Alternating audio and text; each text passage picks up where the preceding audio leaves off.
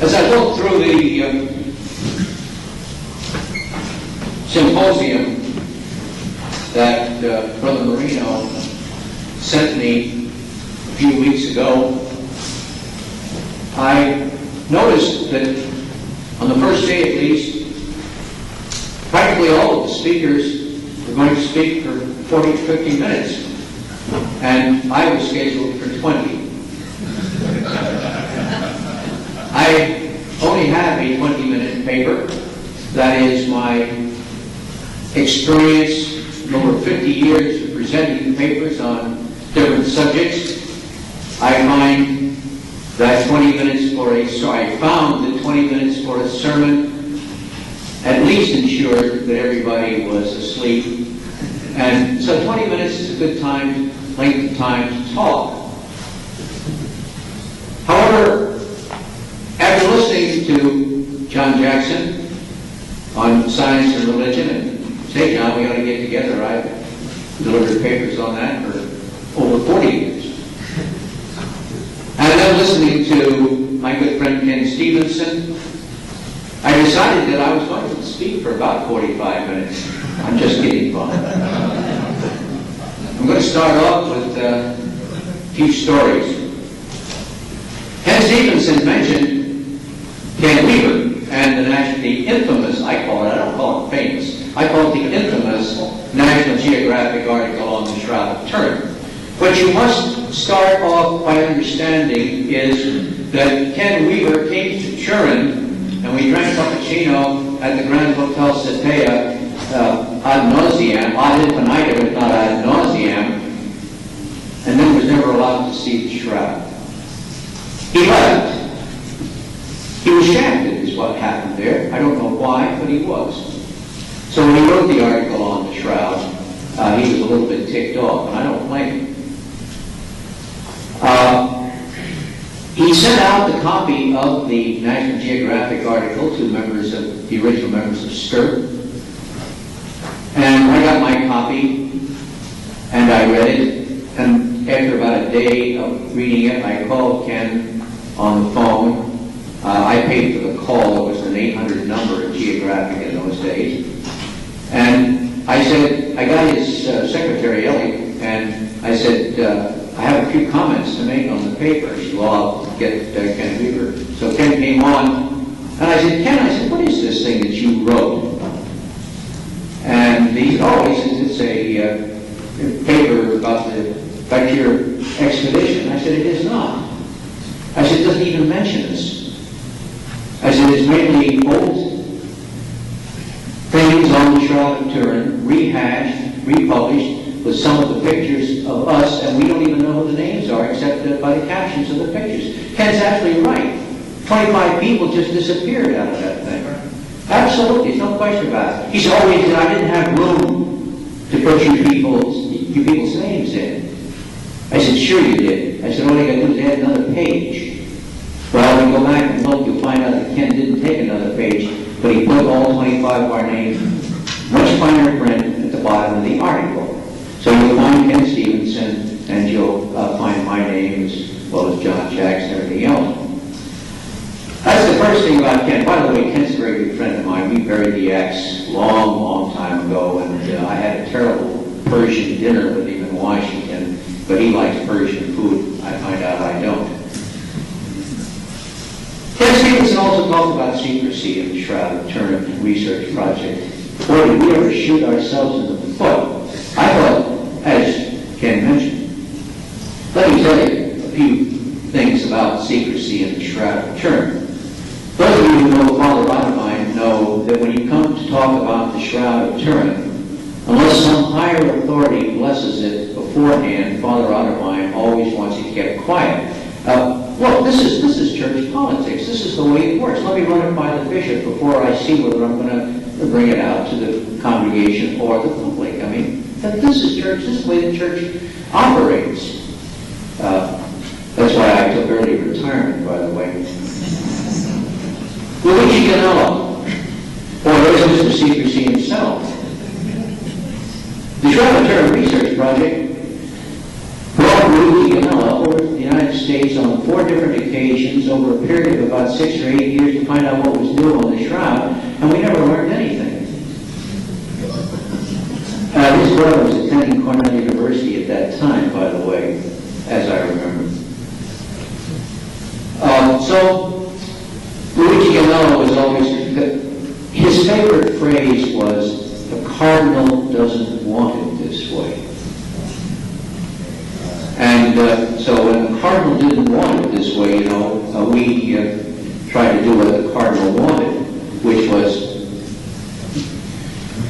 well, it was just to sort of continue on with our way of doing things on the Shroud, which was, I guess, spinning wheels, really, more than anything else. We had a meeting that Ken refers to in New London, Connecticut, and secrecy and no publicity. Do you know what the reason for the meeting in New London, Connecticut was for? It was our final wrap-up. We invited people. We invited the press. It was one of the most highly publicized things that Stirp ever did. And yet we met in a room, nice room about like this, and the media were knocking on the outside of the door saying, "We want some information," and we were, as a group, saying, no, we won't talk to them. I finally grabbed another scientist, probably I should not even mention his name because he might not appreciate this, and I said, "Let's go." I said, "I'm going to talk to the media, otherwise, who knows what will be put out." We had a great discussion there. We got on TV. I thought it was pretty good. And of course, when you're on TV, it can't be all bad. So on the other hand, some of us have tried, and Ken was one of us, who tried to get the correct type of publicity. We did keep secrecy at a maximum, attempted to. I'm going to tell you something else about secrecy. You want to know the story of carbon-14? How many people here would like to know the complete, entire, absolute story on carbon-14? Come to Los Alamos, New Mexico. I have a box of records like that. It is documented. Papers are signed by everybody involved. After you take a look at it, then check what came out in the news media and see whether the true story has been told. Final story on carbon-14.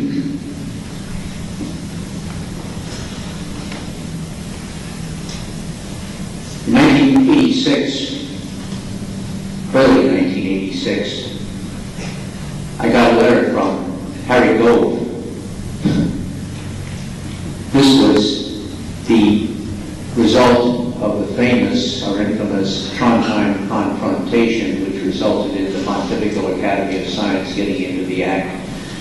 And I was told we were going to have a meeting in Torino about the carbon-14 protocol, which I had written. I said, "Fine, Harry." I said, "Just don't choose a certain time in June. I'm going to be in Beijing, China." And I said, "You have about 6 months." I said, "You've got plenty of time to choose another date." I got a phone call from Harry about a month before the meeting in June. Got it in May, actually. And he said, "Well, I'm sorry, it's going to be on such and such a date." And I said, "Harry," I said, "you've got to be out of your mind." I said, "That's 24 hours after my meeting in Beijing, China ends." He said, "Well, that's the only time that, once again, the Cardinal could have it." I said, "Okay, thanks, Harry." So I went down to my travel agent and I said, "Can you get me from Beijing, China to Torino, Italy in 24 hours? They said, "Yes, but you've got to fly halfway around the world." I said, "That's okay. What the heck, I might as well fly the other half. I'd go on the first half to get to Beijing." Okay, I'm leaving for Beijing, China now in June. It's about a week before the meeting in Torino. I start off to catch my plane to China. And I forget something, so I rush back to my home, and on my answering machine is a message. I listen to it. It's Garmin Harbaugh, a radiocarbon scientist from Brookhaven National Lab. Garmin says, "How's everything?" I said, "Fine, Garmin, I'm off to China." I said, "Just a few." I said, "I'll see you in a few days." He said, "What do you mean?" I said, "Well, you're going to be at Turin." He said, that's been postponed, Bob. Haven't you heard?" I said, "My gosh, postponed?" He said, "Yeah." I said, "No." I said, "I'll see you, Garmin. I got a few minutes I've got to spend doing something else." So I called my friendly Atlas travel agency and I said, "Can you cancel it and get me any money back on halfway around the world?" Well, he did, and I went to China. I came back and I went to the Radiocarbon meeting in Turin in October. I could have flown halfway around the world. Certain things happen. We wonder how they happen. We know, but we don't say how they happen.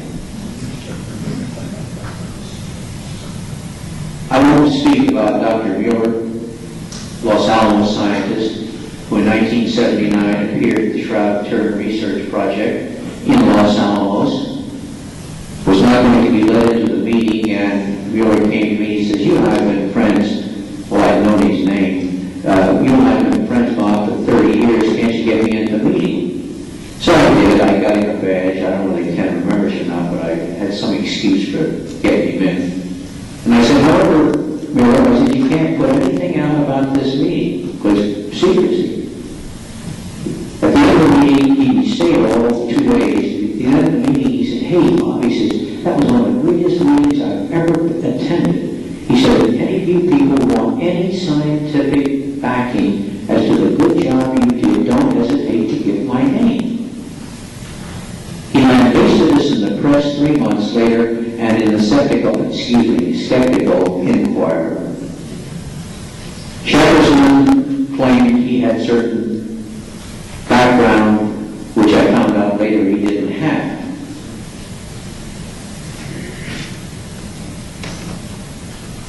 Remember, Harry Gold referred to Professor Ganella as a second-rate scientist whom nobody ever heard of. That's hardly a Christian-like way to talk about anybody. And when Harry was said, "You've got to apologize," he said, "I do apologize for saying it, but it's true." That's all in print. Machiavellian political intrigue has ruled the Shroud of Turin investigation since 1976, as far as I am concerned. It's been great seeing you again, Ken. It really has. I was one of the first backers of the book that he wrote some 8 or 9 years ago. I've been saying from the beginning that I liked it very much. Well, I don't know what that's got to do with what I'm going to present. It hardly seems possible that 15 years have passed since I met Dr. John Jackson in a theological program at the College of Santa Fe, which formerly was known as St. Michael's College. It's a Christian brothers' school run by the Roman Catholic Church. It's also been 15 years since I met Dr. Eric Jumper at a science fair in Albuquerque, New Mexico. You may wonder, you here at this conference may wonder, what reminiscing about meeting these two fine scientists who became friends of mine has to do with the topic that I'm listed as discussing. Radiocarbon, date of the Shroud of Turin, the controversy as a revival of iconoclasm. Bringing back to the present, or bringing up to the present, my meeting with Dr. Jackson and Dr. Jumper is to show that the formative members of the group that became known as STIRP, the Shroud of Turin Research Project, met because of a common interest in theology and science. It was at a later meeting in Los Alamos, New Mexico, the National Laboratory. And I wonder how many people in the United States government know that the Shroud Turin Research Project was formed on government property in one of the government rooms, in spite of the fact there's a separation of church and state. It's true. I can even tell you the number of the building. Well, that's why it comes from having people in high places. It was at a legislature meeting at the Los Alamos National Laboratory that included for the first time Father Adam Otterbein of the Holy Shroud Guild, as well as an expanded number of scientists, that we decided the purpose of STIRP was to be a purely investigative one and not involved with proving or disproving the authenticity of a cloth. It was also agreed that even though our work was to be carried out along time-tested physical scientific lines, we would at the same time be sensitive to the views held by the general public about the cloth. Our religious persuasions, however, were not to carry any weight, and Reverend Mr. Stevenson has mentioned this. In fact, those of some of the team were not even known until the work was well underway. As would be expected, in a comprehensive group, it turned out that we not only had Christians and non-Christians of all the different persuasions that you can think of, and some that you can't think of, at least easily. We also had agnostics and we had atheists. From the very beginning, STIRP realized the tremendous damage to the credibility and acceptance of any results that we obtained that a religious bias, even a tainted religious bias, could do.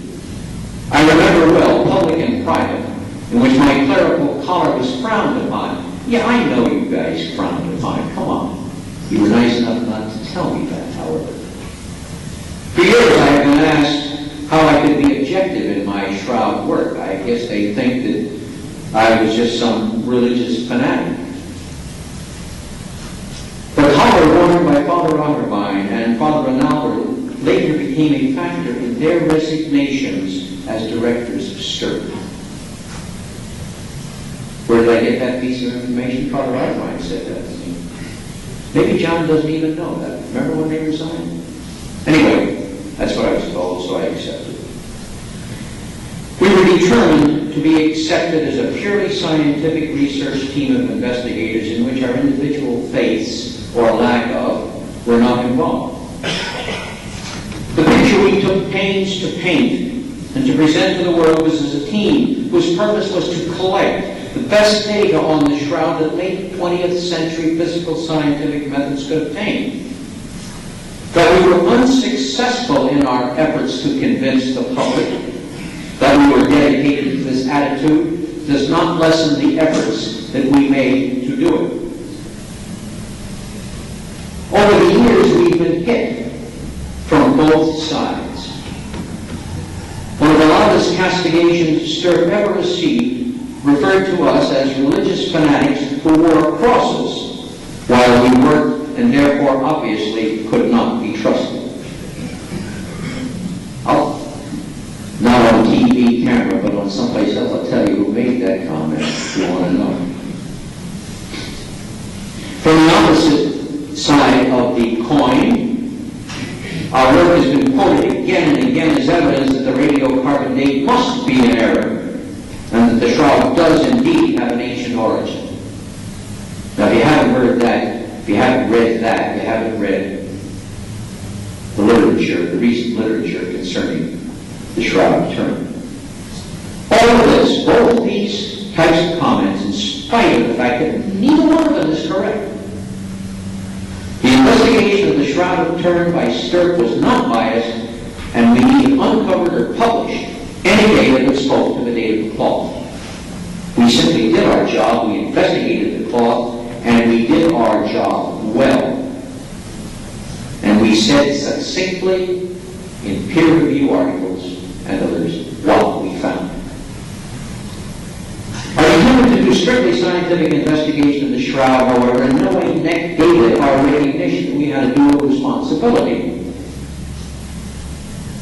As Stevenson mentioned some moments ago, that he edited Proceedings of the United States 77 comprehensive research on the Shroud of Turin. Absolutely, no question about that. That's where I met him. I'm glad I did. This publication contains two presentations that stress the aspect of faith as well as data in Shroud investigation, and that as searchers of truth and knowledge, we must act responsibly in the integration of the two. It's interesting for me to note that after reading these two papers, Eric Jumper, some years later, which I wrote one of them, Eric Jumper said, "You know, I never did understand what you and Bishop Robinson were talking about." He said, "But after getting to know you, I think I finally have found out." I now turn to how I think the Shroud of Turin should fit in with the faith once delivered to the saints that the Epistle of Jude exhorts Christians to hold, and to a consideration of how it has turned out. Primarily, the image on the cloth should be used as a visual picture of a man who is indeed the way, the truth, and the life.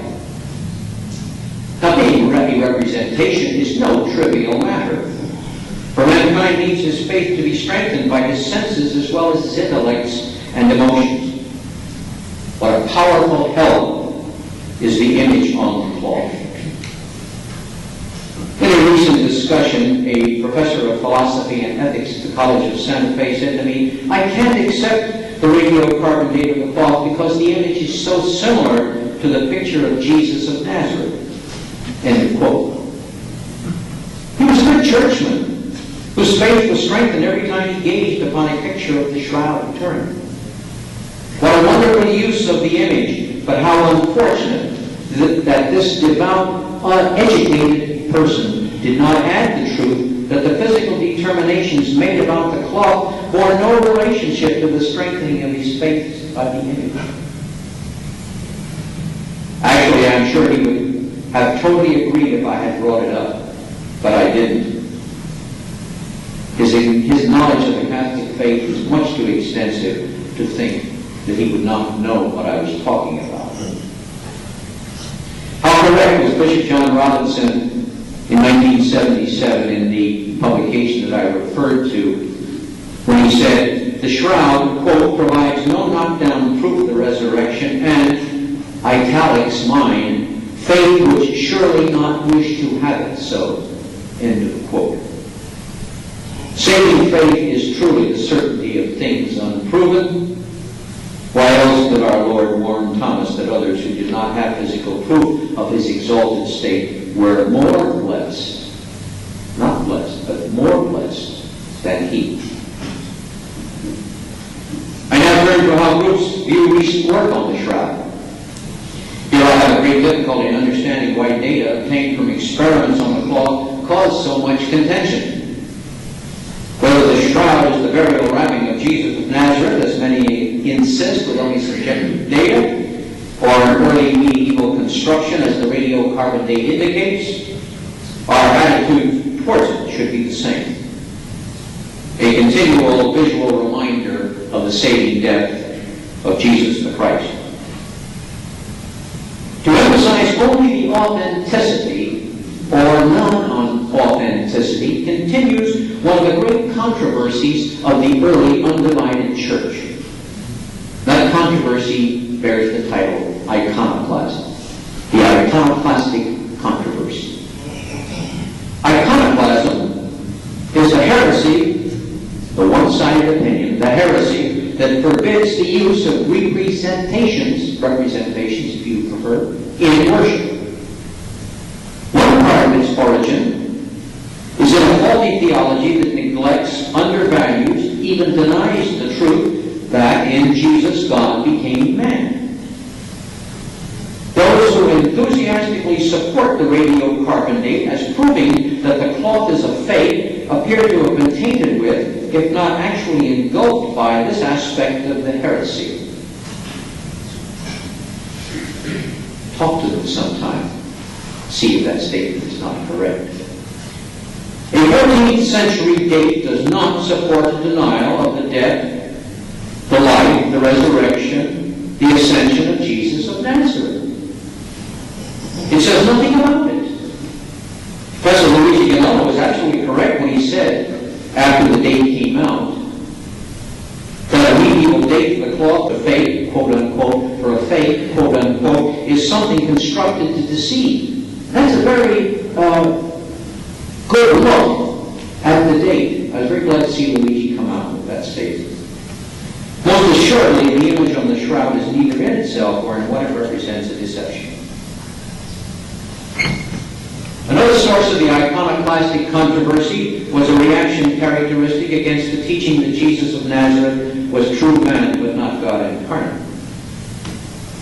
Since dead bodies of human beings are not known to leave images on their burial shrouds, the presence of a representation of the crucified Jesus of Nazareth on the shroud of Turin is a fact that has to be shown to be the result of some artificial construction. The work of Shroud has failed to uncover this. Thus, a non-first century date for the cloth is a necessity if this group is not to be forced to rethink their beliefs. The number 1300 is indeed a welcome date for present-day historian Christians.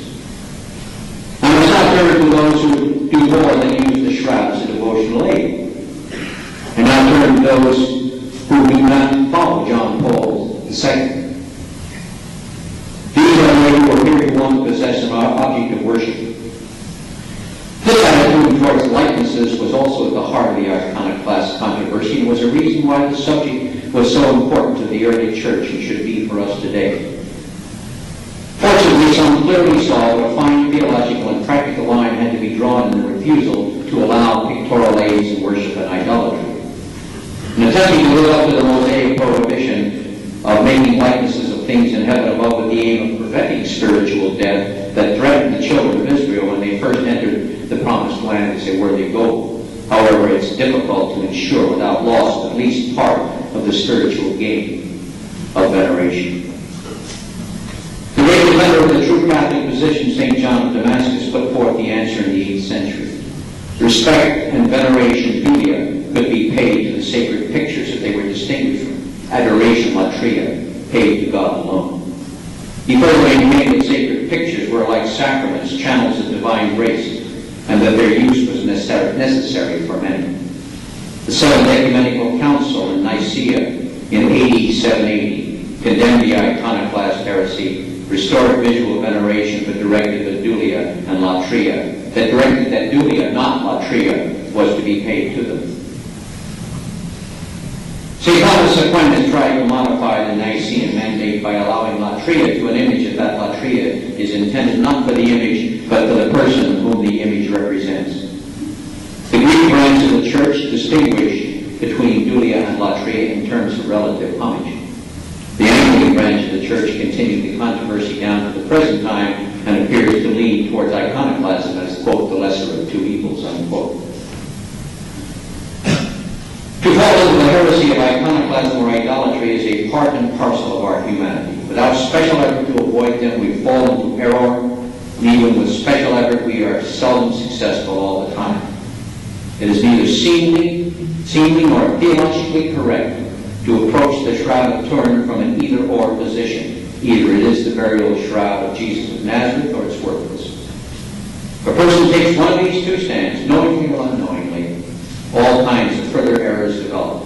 Unsubstantiated claims are put forth, data are revised in a manner that is biased, the motives of others are questioned, the veracity of figures are attacked, and ill will is created, the fire which is fanned as people move to chosen positions.